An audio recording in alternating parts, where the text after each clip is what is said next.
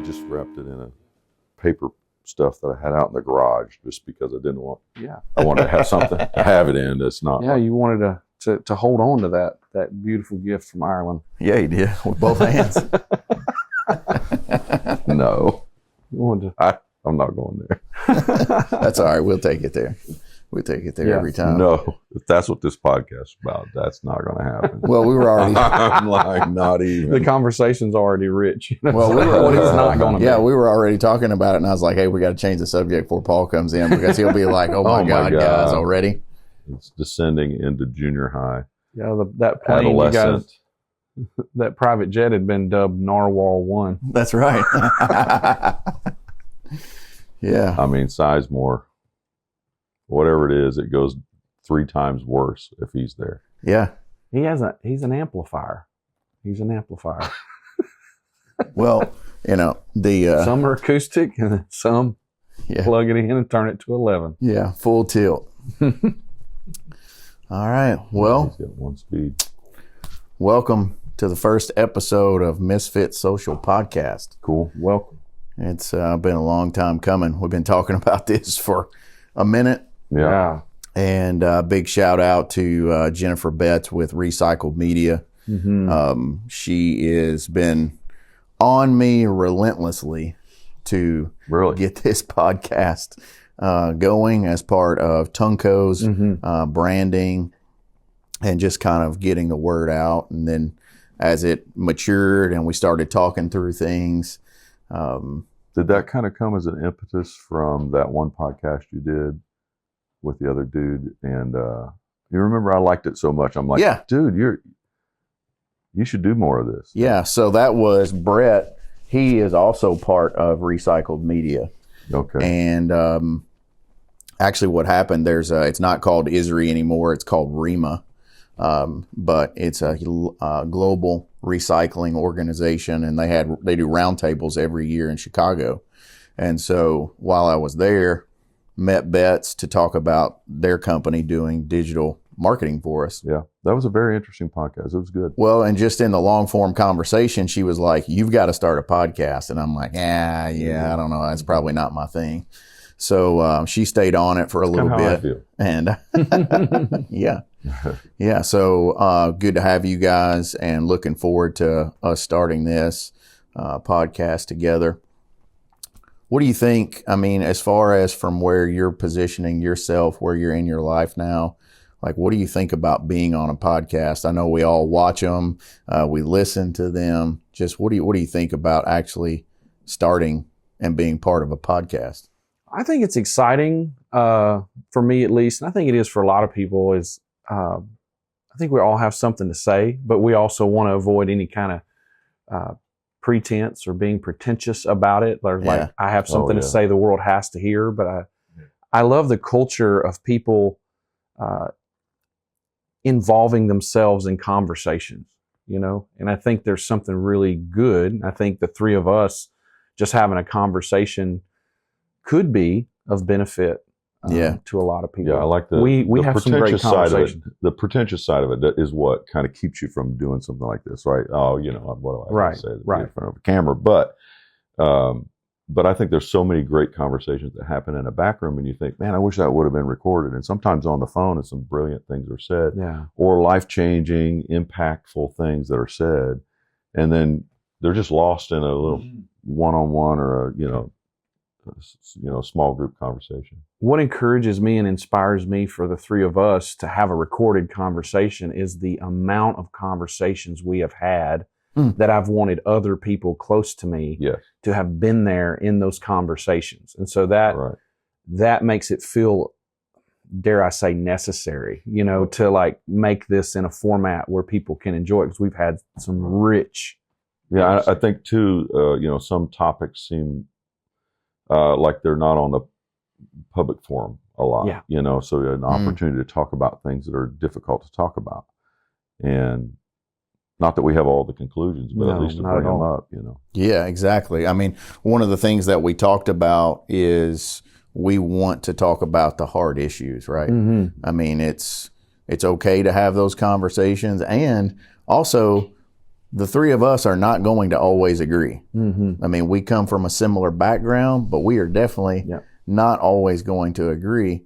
And I think that's what's been rich about our relationship is, you know, Paul's looked at me several times in my life and is like, you're not going to do this, you know, right. And just really calling me to the carpet on some things. And I think, I don't know how everybody else feels, but for me, that accountability has been good. And sometimes I didn't listen. And, That's true.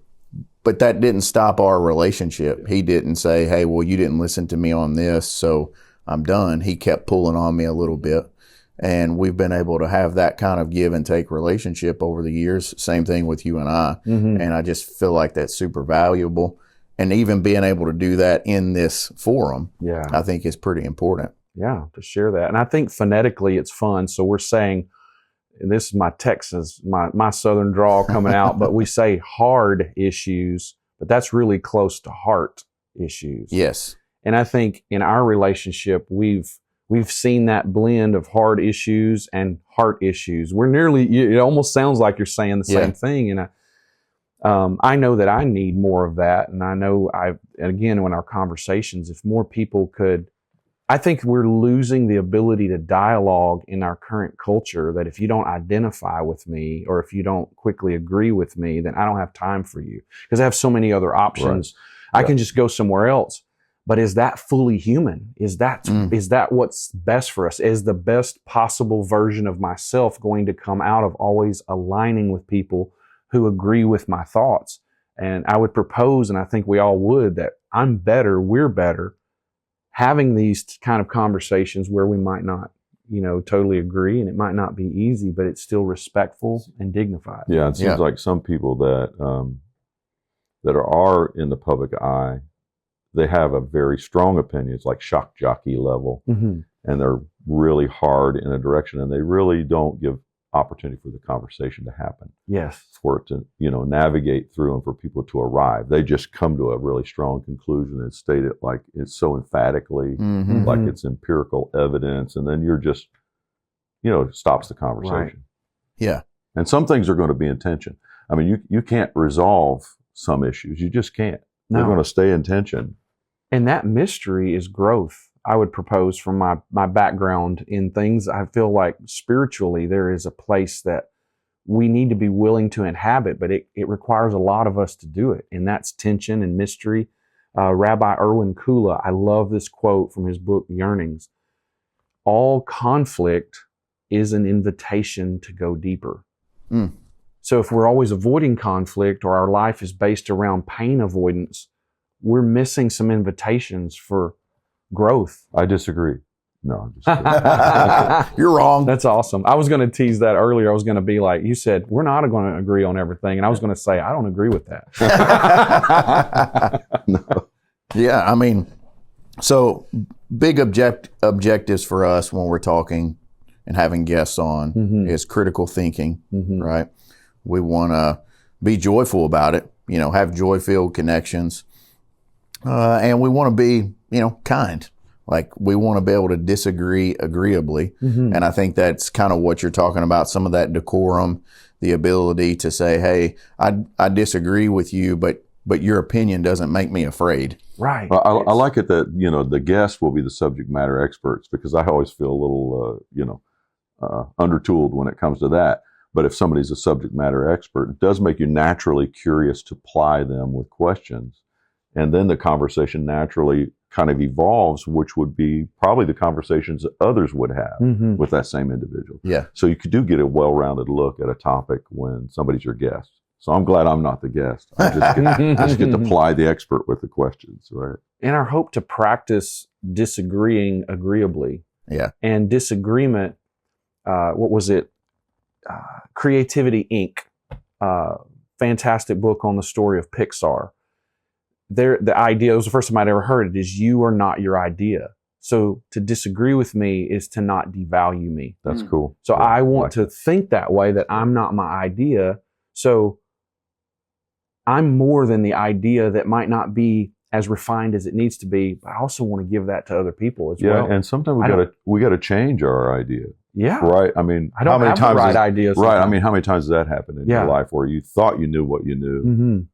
You just didn't have all the information. Right. You weren't in the right conversation. So I think that's a good goal of this podcast is you can change the public opinion about something just based upon the conversation. They're like, hadn't thought about that. Yeah. And if it's not with angst, like you're just cramming something down somebody's throat, then they can arrive. Yeah.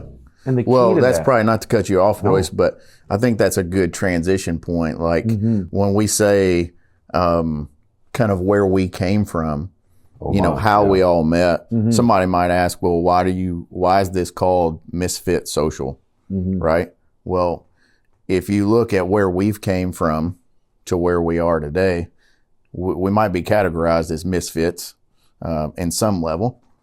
And sometimes Paul categorizes me as a misfit outside of himself. But let's talk a little bit about how you mentioned change and how opinions, thoughts, beliefs, faith evolves over the years. Let's talk a little bit about how we met, a little bit about where we come from and what our background is. So I'm going to start with you, Paul, since you kind of transitioned us a little bit. I've been in the ministry Yeah, you have been in the ministry. I like that. It's another cool play on words. That's a good slip. I've been in the ministry my entire married life, and over 40 years. And so that's been a long journey of lots of things and change and ideas. I'm still very much a deep believer, but that's how, I met you guys, of course, was in that stream of life. Since then, done a lot of things, real estate, art, lots of things I'm concerned about with our society and so forth. But that's been the start of that journey was pastoring, and I'm still pastoring. Yeah. So you know that. Yeah. So how has that evolved for you just a little bit? Like just kind of give us a little bit of surface level. Like this is kind of where I was and this is where I see myself moving to a little bit. I used to think, well, I'm building a church and, get people to come, right? But I've been saying lately to our team, we're a kingdom enterprise stewarded by a healthy, believing family. Right, we've got big things to do. And so the institution of the church, the local institution, it's not the end zone. The end zone is all this good that we want to do in society. And here we have this great family. It's a healthy family. And together we're trying to work toward those objectives. And it's not just about building a church and, competing with the church across town, all that kind of crazy. So I've evolved from a church-centric idea to a kingdom-centric idea. So I would say that's the biggest meta-narrative, of my life. And that's why something like this, and that's why you guys, you're not involved in my life in a week-to-week basis and locally. But that shouldn't matter, right? We have a kingdom objective that's a lot bigger. So I stay in touch with a lot of people all around the country. I've said too much already. No, it's good. But you're also doing some art now as well. That's been a little bit of a new journey for you. Yeah, that's fun, and I can break that out later. But that is a portion of my life, that I would like to have more time to do. But anyway, what do you find drives you in the artistic part, in your artistry as an artist? What drives that in you? How would you frame that? I get a little morose and I don't know. I get off if I don't just take a break and do something creative. If I'm not actively working on something creative, it doesn't have to be painting, which is just one aspect. It can be construction, architecture, thinking about real estate development, some new endeavor. I have to think. I have to breathe of the future, or I'm going to suffocate in the present, I guess is what. Do you feel it like a buildup that needs a release for almost a health? Oh, yes, absolutely. Yeah, you know what I'm talking about. Like if you don't get into those spaces, it's just like the same thing with if I don't have my morning routine. I'm just like, I can't do that for a solid week or two, or something weird's going to happen in my life. I need the mornings. Yeah. Very human. Yeah, it's very much human. so. Very much. What about you, Royce? You've kind of First time I met you, you were in Texas, and now you're in Seattle. Yes. Which could not be two further worlds apart in terms of political dynamics, cultural dynamics. I mean, it's so different. So give us a little bit of your background, where you're coming from and where you're at today. Yeah, I've been in ministry 31 years total, and started in Texas. Did a lot of itinerant travel. Really been passionate about leadership and developing influencers is probably the way. Leadership's a little maybe cold word. It still works, but I've just really had a heart for how do I help equip influencers to engage their sphere of influence, which is really culture. Like, I just love culture. I love culture building. I love people building, and people, yes, the individuals, but people plural. And I think that's where we might need a renewal, just as a people. Who are we? What is our... You mean community? More like a community. But then community sometimes can get, and again, we'll work on semantics, in our conversation, but community functions and works, but it's getting bland for me, at least. And a lot of people that I talk to, it's just, okay, what is that? And it's this sense of, in our culture, and this is my passion, right? It's been that across ministry, is who are we as a people? Like, do we even understand group identity, this sense of group identity, to where we have individual distinction and contribution? When you put us together, we're not just a collection of individuals, but we merge into something that's even greater than our individual parts. Do you think this is more than just like deep friendship? I have the good fortune of lots of great friends, good ones, just great friends. But so this is something more, though, right? This is like shared purpose, or what? Well, every team, every executive team is longing for this, right? It's not just productivity, but it's how do we merge into that unified goal and mission to where it becomes the identity, not just of the leader and the people who have expectations of them, but we merge into that identity. And I think that's what culture fundamentally really is. So it has implications for business culture. When humans are brought together, you can be productive as a collection of individuals, but you'll be much more sustainable when we begin to meld into a full-on group identity, or what the scriptures would call a body, a real body. De facto, or do you have to do that on purpose? I think, and again, this is beyond the scope of this. We'll explore it in other places, but I think some of the breakthroughs in neuroscience in the last 2 decades echo some areas that our culture might have just in its progress drifted away from some of the base areas of the way we work and function best as humans. And I'm just on this goal of like, what does it mean to be the absolute maximized potential as a human being? And I think that's a spiritual journey too. So in light of that, can we back up just a little bit? Sure. How is my story? No, it's good.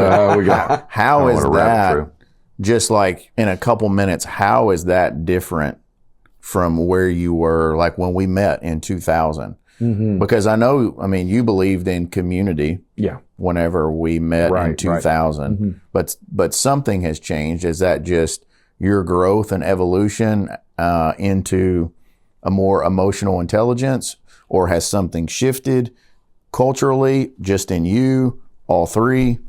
Yes. Okay. Yes. And to just kind of tease that is, being raised in the culture that I was raised in, that was heavily performance oriented. The realization that as I grew, and this is a bit cliched, but human doing is not what we are, but this sense of being, this sense of, I am not just my works. Like I said earlier, I'm not my idea. I'm also not just my performance. And that sense of gravitating to a place of how do we create secure relationships that allow us to be and discover being, then performance, identity, and ideas coming out of a safe place to be. Another way to say it is, we can be better at belonging. Yeah. Right? To create a sense of belonging to where we are in a secure place to disagree we're in a secure place to challenge ideas. Yeah. And this is what I was going to say earlier. To push back on the idea is not to devalue the person. To disagree with the idea is not to harm the security of the connection between them. That's what I believe humans need to flourish in their idea development, in their identity, in their sense of who they are. And that has the potential to make us a people. Yeah, I think we've become also, really uncomfortable with confrontation. Yeah. Like, you just have to accept people for what they are, blah, blah, blah, and it's like, to me, we're all flawed a little bit, like maybe a lot of it. And yes, a lot. I think you have to have that trusted community as well to push on those things that not, bad theology, for instance, creates bad behavior, right? Bad ideas, bad lifestyles. And so, pushing on each other to say, that ain't work for you, is it, dude? Right. Is a great, I don't know. I wish we had more of that. So I long for it. I don't feel like that. I never feel from a trusted relationship when somebody says, dude, you suck a little. Absolutely. I don't feel, I don't know. Yeah. But I think like when I think back about the cultures we were raised in and how we thought then, I didn't find myself very tolerant of opinions that were far outside my circle of belief, whether it was a theological belief or just a cultural belief, just a thought process in general.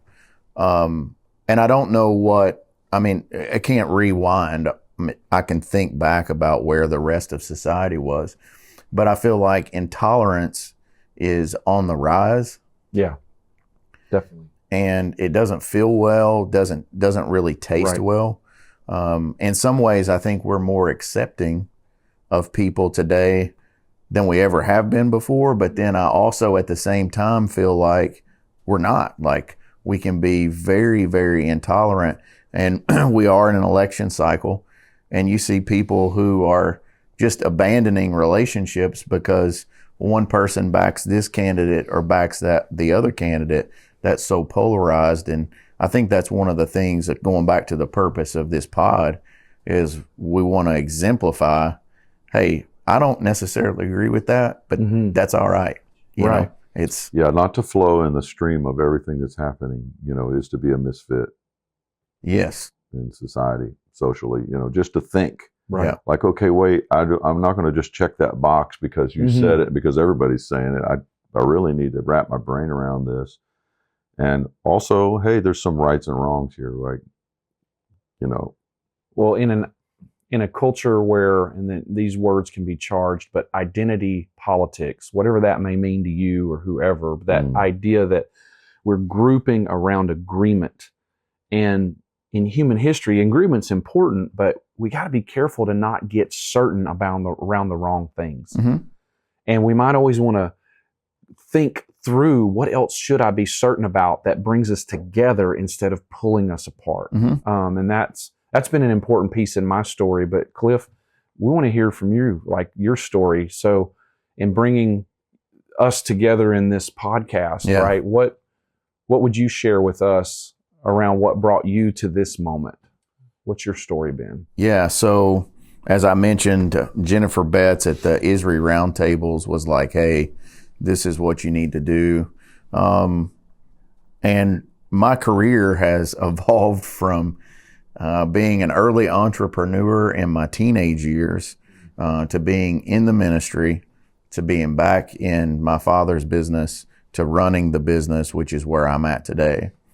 And all those iterations of myself, I think about a statement that Tim Keller always said. He's like, if I could meet myself 10 years ago, I would have some words for that person. Yeah, man, absolutely. And, I think what kept me from doing one before now is, number one, I'm like a lot of people. I don't like to see myself on camera. Sure. I don't like to hear my own voice. But then it's like, okay, do I really have anything to say? And I think from, just all of our backgrounds, we're not doing this to be famous, but we do feel like the life experiences that we've had are rich. And like you said, there's conversations that we've had that you wish for whatever reason, it's just a phone conversation, but you wish it was recorded. Well, and if I don't nothing think, else, if you could just play it back. Yeah, I mean, I don't think we have to be the paragon of thought on everything either, but to initiate conversation. Yeah. And to bring subject matter experts in, because I'm still curious about a lot of things. There's a lot of things in tension for me. I mean, so I want to have those conversations, and I don't necessarily need to arrive, but I would just riffing off of that's like, good. I mean, so what I'm saying is the comfortability about sitting in front of a camera like you're somebody. You know what I mean? Right. Well, and along that journey, I met a couple of guys. Jeff Vanderstelt was one, and Caesar Kalinowski. And up until that point in my life, I felt like a lot of let's just say the tenets that I believed, I had always been told that those are unchangeable. And they brought more of a critical thinking to the fact that if we are growing and we are emotionally maturing, a lot of our belief system is probably going to mature as well. Absolutely. Like our faith should be more of a living process than a set in stone. And again, going back, I mean, what do we know really when we're 18 years old? So for me to drive my stakes like super deep in the ground and be like, I've got it figured out and I'm not moving on this because somebody else told me that, that's not really intelligent, because in 1998, culture and everything has shifted significantly from where we're at from 98 to today, right? I find that this discussion of values and something that I'm really passionate about, formation, like how are we formed from the inside out? And I think a lot of culture is trying to form from the outside in, and it really doesn't work that well that way. But what I'm hearing you say is in our early years, we stake a claim like an old miner. This is mine, or this is my area. But then you spend the rest of your life mining that. And then not only mining out of what's in that claim, refining it. So what I'd love to know is there an area you'd share in this first episode that you staked early, but as you've mined it, what has it become to you? And as you've refined it, what has it been? Is there a value or a sense of something that's been with you through the whole thing, but it's evolved? Yeah. Story. Yeah. So I would say what it means to be called. Ooh, I like that. Called. Yeah. That's a classic. So like your calling, that was very siloed for me at a young age, and it was connected to like the sacred. So if you're going to ultimately respond, you're going to go for a sacred calling. Yeah. So the highest calling would be connected to the sacred. Thank you. Yeah, you're welcome. Yeah, but this is I know good. What you're saying. And then over here, the secular is important, but it's not as important as this over here. Right. And I actually realized at my grandfather's funeral. So my grandfather was a coal miner, just a genuine good dude. Like, he didn't have a lot, but whatever he had, he would give you. And if he didn't have it, and he knew a family that was in need, he'd find a way.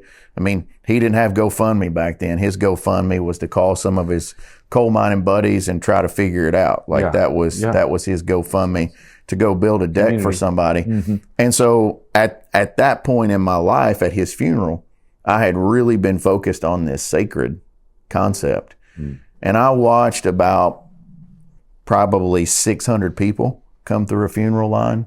For a coal miner, dude. For a coal miner. And I watched hard grown men just like, when I say weeping, I'm not talking about they had tears. They grieved him. Like I was taken back. I mean, they were falling on my grandmother.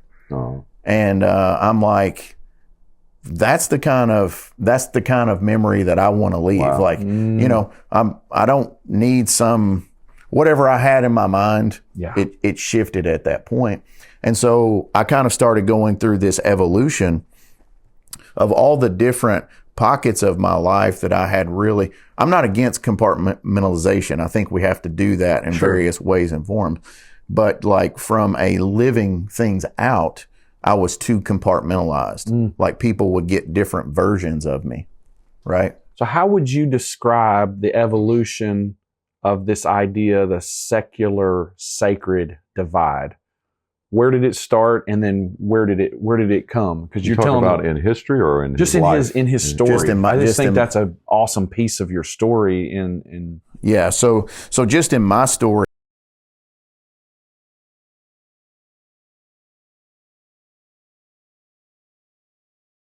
that just started coming into my life that I had zero control over.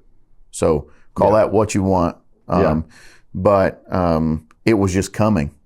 And it was actually, at times I felt like I was being fed through a fire hose, like just trying to, drink it all down and process it. But the biggest thing was being involved in our family business.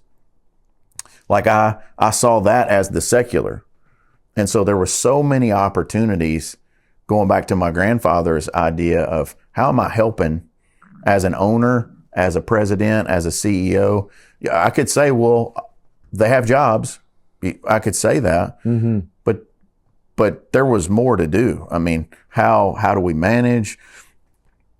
Healthcare is a big topic today. So this would have been a few years ago, but we're like, hey, at that time, people were starting to really back off what they called their healthcare Cadillac policies, how you invest in people's retirements.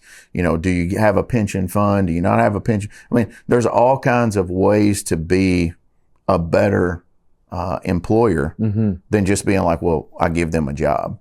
So that from the secular, that started to just disappear. And so, or the sacred from the secular started to disappear. And my thought was like, hey, this is all sacred. To where now, Paul, you helped us write our purpose for our organization, and it's stewarding in the collective health of the planet and the people. I mean, I think, today, carbon footprint is big conversation, right? And again, it's become, you mentioned identity politics. Yeah. But that is still part of the sacred, is taking care of the planet. Yes. I mean, it's the greatest gift that we've been given, and we've got one of them. Yes. But it kind of depends on what our agenda in life is, to where we're like, well, I'm okay to rape the earth on this side because it makes my life better. Yeah. And we're just really unwilling to question that until something catastrophic happens or we have some major event where it forces our hand to do that. So you see that as a part of your sacred calling is, hey, we're stewarding the earth, and then we're stewarding our business family. Correct. Yeah. Because one of the things we try to adhere to is the most valuable capital that, if you're a business owner, the most valuable capital that you have is human capital. It doesn't get any more valuable than that. This question inspires me because I'm thinking, I've had to do the opposite, right? Like take a sacred family and flip the script so that they start looking out like this isn't the end zone, this little church on the corner thing, right?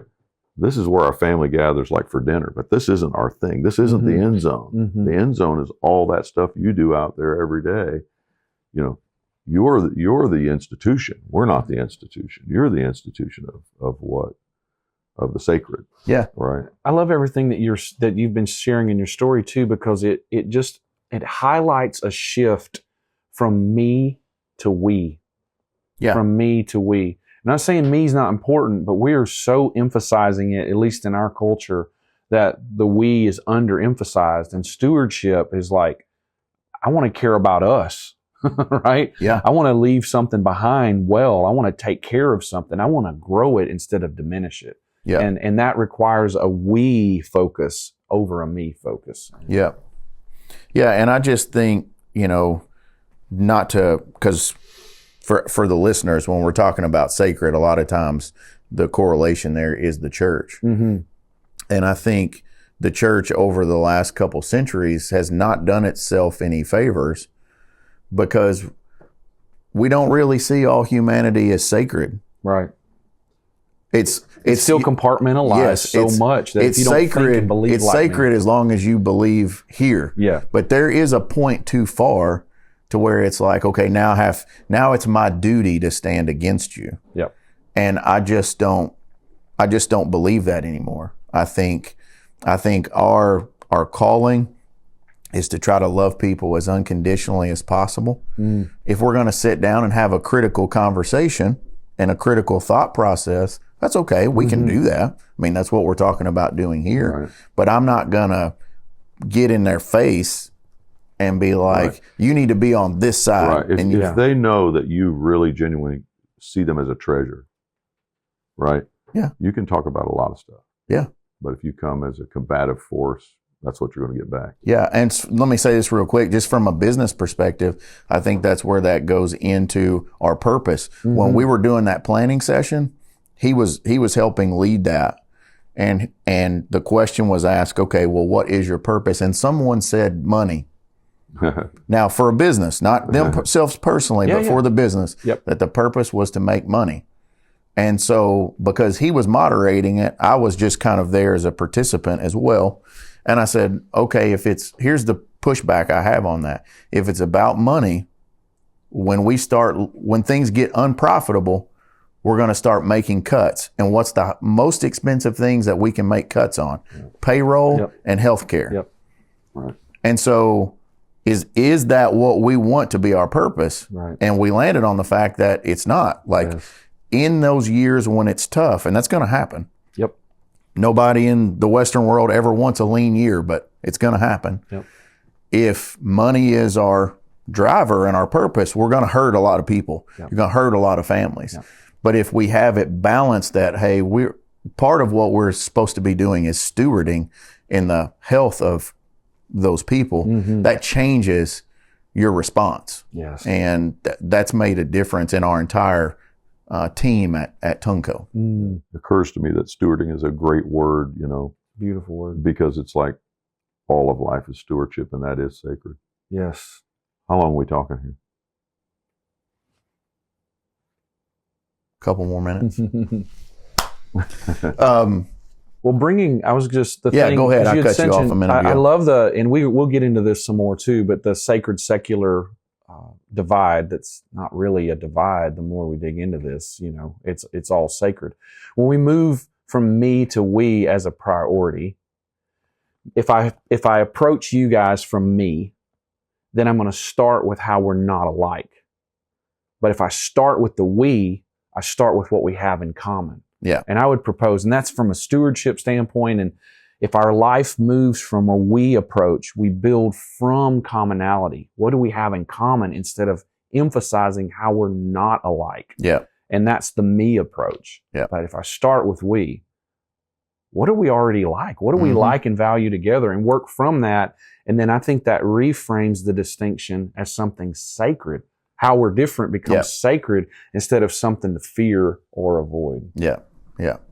Well, let's transition a little bit. Let's talk about, give me a couple things that you've been thinking through that you're like, hey, if I really could see this accomplished through this podcast, is there anything that stands out to you where you're like, hey, I would love to see this come from the podcast? Yeah, I got a lot of stuff. I guess my one life mantra is a Jesus thing, right? It's like the ownership of what the good of your life does. What does it mean to really give yourself to society? And I love in John 17 when Jesus prays, like right before the cross, he prays to the Father and he says, the work you gave me, I finished. So work is sacred. Yep. We're stewarding it. The people you gave me, I kept. We're stewarding a relationship. And the words you gave me, I delivered. So all of our words matter, and we're stewarding what we say. So I think the beauty, I think, that needs to happen inside of people who call themselves spiritual or believing is this shift to the personal ownership and stewardship of work and relationship and how they talk. Love it. And if all of that goes well, institutions should flow out, form should follow function, right? And so a lot of things are institutionalized, and we depend on institutions to do a lot of things. I think we need to go back to grassroots ownership of the mission of Jesus. I would call that the Jesus missional model: work, relationships, and words, stewarding those things. I mean, that's a broad stroke. But so your objective then would to be conversation. Let's get those three things out. And again, it goes back to stewarding. Those three. What about you, Royce? Yeah, I would have to, because I am a Jesus follower, I would have to draw from Jesus as well, in that the idea of our conversations, if they could be in some way a small part of someone's next steps toward human flourishing.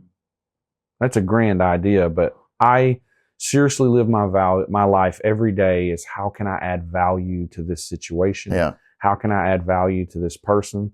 It's no different in these conversations and in this podcast. How can we add value to the three of us talking, but then can that be captured in a media and saved and then disseminated in some way that could help someone else in their flourishing? Yeah. And I think, I just circle back around to the Jesus piece. I don't think the quickest idea or reaction when people hear Jesus is that Jesus' supreme goal of the kingdom was human flourishing. It was to maximize human potential of what are we here and what can we be. And so for me, that's always my goal. How do we add value, and how do we give someone a next step towards a greater I think the flourishing? believing community has made it so pedestrian. Yeah. It becomes just, a few little steps, and it's oversimplified in a way that's not good. Yeah. So you guys both mentioned Jesus. Listeners may or may not have heard of that guy. Yeah. Maybe. Some may like him. Some may think he's just a cartoon character. Totally. Yeah. A fairy tale made up. So when we talk about stewarding and loving people and just belief systems and all, just so we're on record. Yeah. So you obviously believe in Jesus. I'm a devoted follower. But in addition, do you believe in science? Absolutely believe. Okay, so those two things are possible. Yes, they are. Yeah, because that's one thing we want to establish here, I think, as well, when we talk about critical thought. Absolutely. Is that those two things are not de-linked. They're actually founded in each other, right? Yeah, I would just echo your statement and say, just as we really need to be aware of an unnecessary sacred secular divide, there's an unnecessary faith science divide that has just been blown out of proportion. I absolutely espouse good science. All right, good deal. All right, so we're gonna wrap up with this. Tell me one or two misfits that you really respect. They can be alive or dead, and just give me a real quick, this is why. I have these, I like weird things, okay? So I don't necessarily follow the morals of some people, but it interests me, some people in history. Like, I picked up a book by Philip Short in the airport about Putin.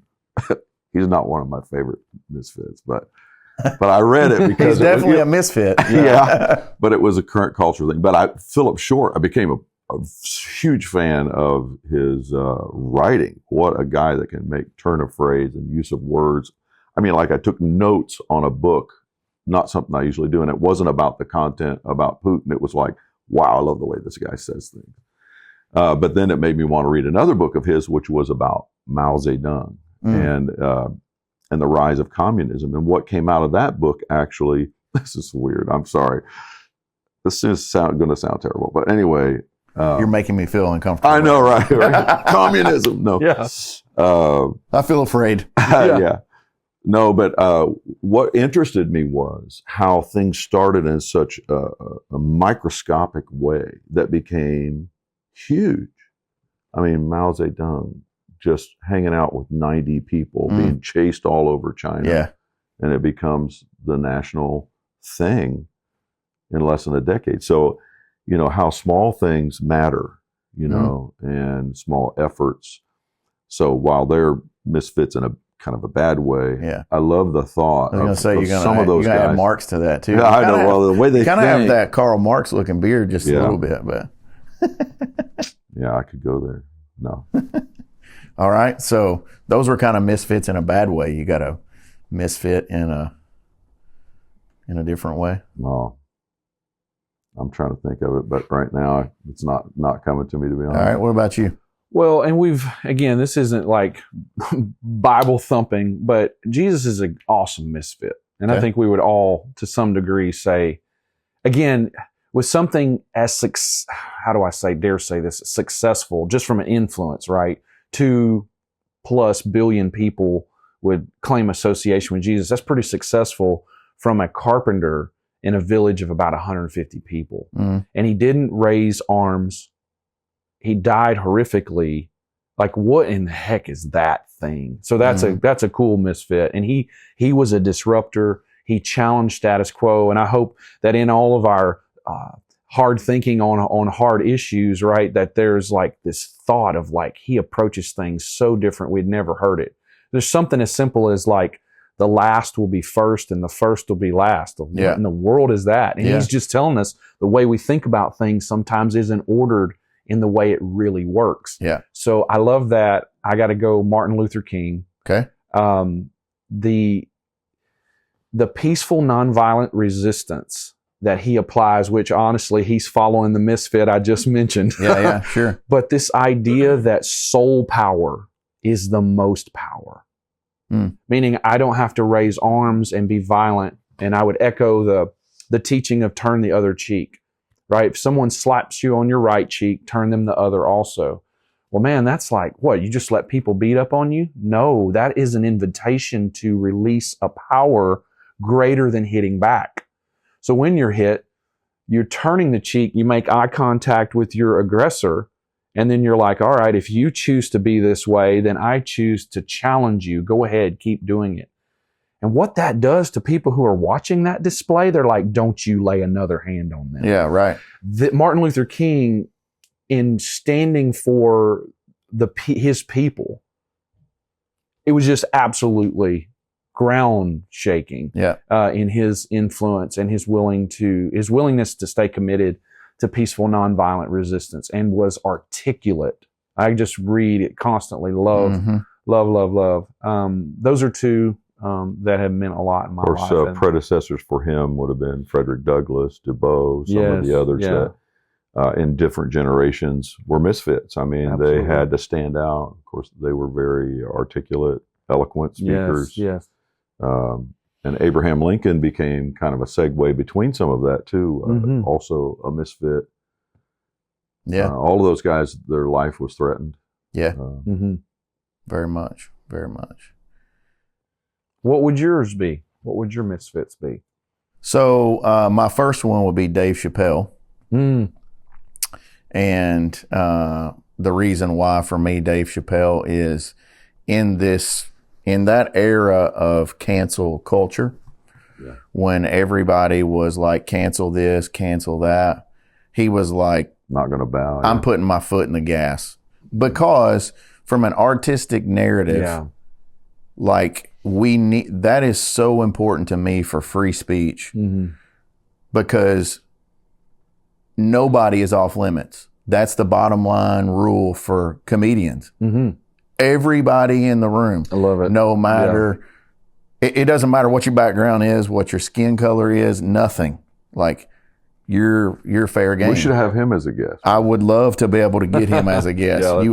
That's on your list, Paul. Yeah. Make it happen. Yeah. But I mean, I appreciate that craft, and the stones that he had, to just be like, no, I'm not backing down. Yeah, it's incredible. And I think it was an impetus for cancel culture really being put in their place. Yeah, when Netflix backed him and said that they would not pull that, I was like, that's the start. Yeah, and it was just like watching the dominoes fall. And if you watch the Tom Brady roast, you know that cancel culture is dead. Yeah. Because I was like, oh, it's back. Yeah, it kind of pulls the covers off of that, of the flimsiness of all of that. Oh yeah. When he talks about having brittle spirits, that's what Chappelle says. Yes. I'm like, that he's right. Yeah. Like, we've got to get past that. Another one that I would say is Dietrich Bonhoeffer. Yes. A lot of people may or may not know him, but if you watch the Tom Cruise movie Valkyrie, so Bonhoeffer was a theologian. There was a lot of people that played a significant hand in some of those assassination attempts, but Bonhoeffer risked everything and actually ended up being imprisoned. And spoiler alert, but he was actually martyred after the war was over. Yes. The war had already been conceded, and Hitler was rounding everybody up, and he was still in prison, and they were shot on the firing line. Yeah. But the book is also good. It's a bit of a tome, but also good. Yeah, those are fantastic. Yep. Fantastic Misfits. Well, gents, it's been a great first pod. Looking forward to it. Looking forward to this season. We got a lot of great guests coming up. Politicians, entrepreneurs, just a little bit of everything. So looking forward to getting to know those guests, hearing what they're saying, and having some deep dive conversations with you guys. Yeah, absolutely. Adding value. All right. That's it. That's a wrap. Let's go.